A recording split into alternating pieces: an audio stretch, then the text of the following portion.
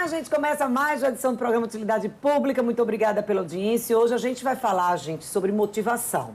Mas qual é a diferença? Geralmente, quando a gente fala em motivação, a gente pensa num público jovem, um público adulto.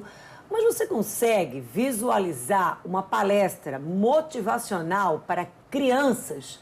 Pois é.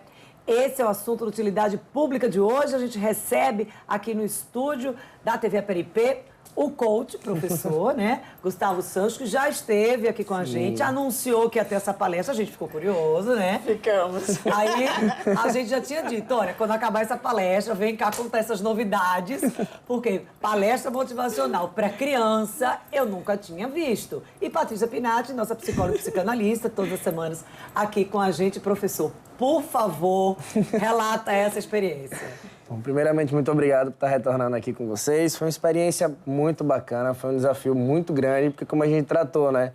São crianças, então, pô, você imagina falar com crianças sobre motivação. Mas o que a gente tratou mais com ele foi essa questão do ciclo da procrastinação, que a gente chama, e que atrapalha muito na motivação desses alunos. Como é que funciona?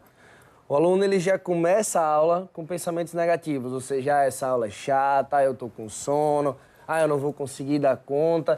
E isso passa para o corpo a energia negativa. E aí isso causa uma falta de ação, essa falta de ação causa resultados ruins e esse resultado ruim dá mais preguiça. Então, a aula tá chata, eu tiro nota baixa, aí é que eu não vou prestar atenção mesmo. É um ciclo, né? Um ciclo, e aí vai só piorando, porque as notas vão ficando ruins, aí eu tenho mais preguiça, aí amanhã eu estudo, aí chega no dia não estuda, aí se julga porque não estudou.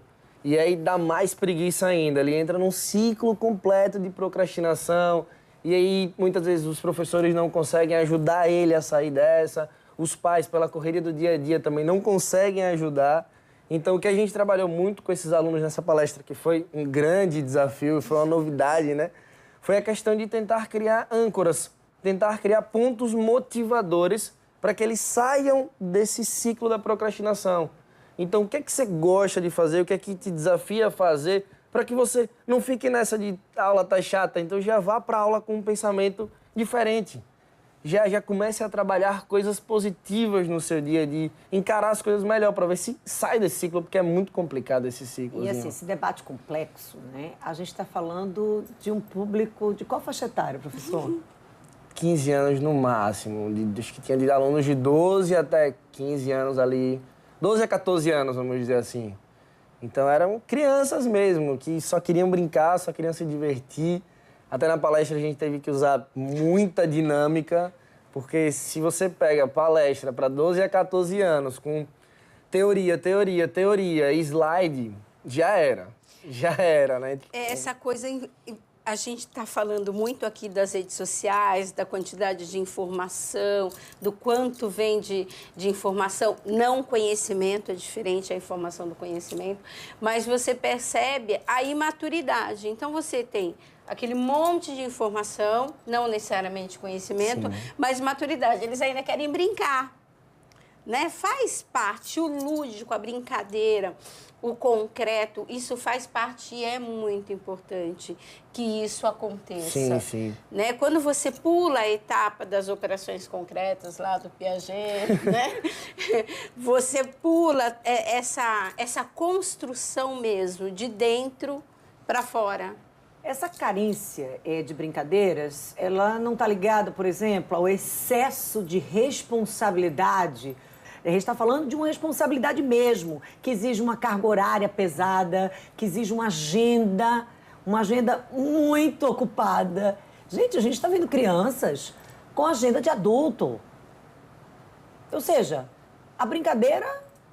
E isso aquela carência vai permanecer. Não necessariamente isso gera responsabilidade.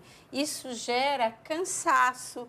A criança fica chateada, aquilo é enfadonho, aquilo é chato, entendeu? Então, assim, ela é obrigada a fazer. Não necessariamente ela vai fazer aquilo com empenho, com dedicação. Ela vai interiorizar aquilo como muito importante. Então, o inglês é muito importante. A gente sabe que o inglês é muito importante. Mas a criança precisa entender que aquilo tem uma importância para a vida dela.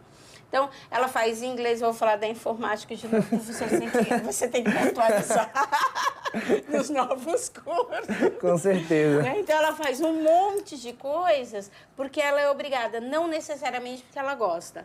Aí ela chega na escola, a escola, sim, né, traz todo esse conhecimento. Só que não dá mais para ser absorvido, porque ela já fez milhões de coisas. Não sei se é isso que tu sente no Sim, cotidiano. com certeza. E isso é levado não só da escola, no meio profissional também. A gente vê adultos assim, por isso que a gente vê, às vezes, um mercado de trabalho com um nível tão baixo de entrega, porque as pessoas elas não fazem o que amam, elas fazem o que são obrigadas a fazer. E aí você imagina, um adulto que tem a maturidade, ele já não consegue entregar o seu melhor sendo obrigado. Imagina uma criança, que ela, na verdade, o horário não é ela que faz. Às vezes é o coordenador, é o professor que faz, ou ela vê o que o amiguinho fez e ela é obrigada a fazer aquilo, então ela já vai com aquela coisa de obrigação. E a gente nunca faz tão bem feito aquilo que mandam a gente fazer sem a gente ter um porquê fazer aquilo, né? E esse eu acho que é o ponto principal, é passar para essas crianças o porquê desse momento, o porquê dessas atividades, o porquê dessas coisas, dessas responsabilidades. E não simplesmente chegar assim e falar, faça. Que ela vai falar assim, eu vou fazer por que isso? Ah, eu sou obrigado. Então, essa obrigação já traz uma carga negativa, já baixa a energia dela, ela já vai, como você falou, ah, pô, tenho que fazer isso, não queria fazer isso, queria estar fazendo outra coisa agora. Gente, às vezes essa outra coisa pode ser boa, né? Se elas passam, por exemplo, no turno que elas não estão na escola, com uma sobrecarga na agenda, ela vai querer ir para a escola para compensar a parte lúdica de brincadeira que ela não teve no outro horário, né? E aí ela vai encontrar uma aula que não é bem o que ela planejava para completar, né? O dia a dia dessa idade, a rotina mesmo dessa faixa etária. Claro, aquilo ali vai acabar gerando uma falta de interesse, porque você só está esticando a corda. Sim. Eu não estou alimentando ali, por exemplo, um estímulo. Eu não estou dando o espaço para se brincar. E aí, às vezes, aí tem uma coisa que eu queria chamar a atenção, que... E aí não é uma crítica, a gente sabe que os pais, cada pai conduz a educação do seu filho conforme ele condiz. Mas, por exemplo, às vezes, nessa agenda, coloca-se uma atividade física. Oi? Mas nem sempre essa atividade física é atividade física para a criança brincar. Às vezes, essa atividade física é porque ele não é exatamente aquilo que ele gosta de fazer, vem com uma cobrança. Se é uma arte marcial, é o dia da graduação, da troca ali da cozinha da faixa. Se é um esporte, sei lá... vira uma competição. Futebol, vira uma competição, ou seja, nada tem a liberdade do ser criança. De dizer assim, olha, eu só quero brincar. Entendeu? Pura e simplesmente. Eu acho que isso aí acaba puxando, entendeu? Fica essa lacuna. E aí a expectativa da criança é preencher um outro horário. E aí o outro horário é o horário que ela está na escola. E aí o horário que ela está na escola, aquele professor não vai ser um professor visto como um professor legal, entendeu? Porque ele vai estar ali impondo conhecimento quando ela já não aguenta mais. O HD está cheio. É interessante, os pais perguntam para mim, né? Ah, eu gosto muito do método montessoriano também, que você comentou do programa. Ah, mas a escola tem isso, a escola tem isso. Quando eles são pituquinhos, né, 5 anos, eu pergunto assim, tem parque? Porque não está preocupado com esse... Ah, vai ter aula, não vai ter aula, vai ser alfabetizado, não. Mas tem parquinho?